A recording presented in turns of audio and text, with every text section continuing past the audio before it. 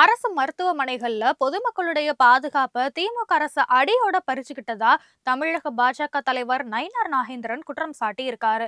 இது குறித்து அவர் வெளியிட்டுள்ள எக்ஸ் தள பதிவுல, சென்னை கீழ்ப்பாக்கம் அரசு மருத்துவமனையில ரவுடி ஒருவர் படுகொலை செய்யப்பட்ட சம்பவம் திமுக ஆட்சியில சட்டம் ஒழுங்கு அடிக்கோடிட்டு காட்டுவதா விமர்சித்திருக்காரு. ஏற்கனவே எலிகள் நாய்களை உலவ விட்டு பொதுமக்களுடைய உயிரை பறிக்கும் நோயாளிகளுடைய கூடாரமா மாற்றி அரசு மருத்துவமனைகளை சீரழித்தது போதாதான்னு தற்போது ரவுடிகளுக்கு இடையிலான சண்டைக்களமா மாற்றி அரசு மருத்துவமனைகள்ல பொதுமக்களுடைய பாதுகாப்பை அடியோட திமுக அரசு பறிச்சுக்கிட்டுன்னு குற்றம் சாட்டியிருக்காரு.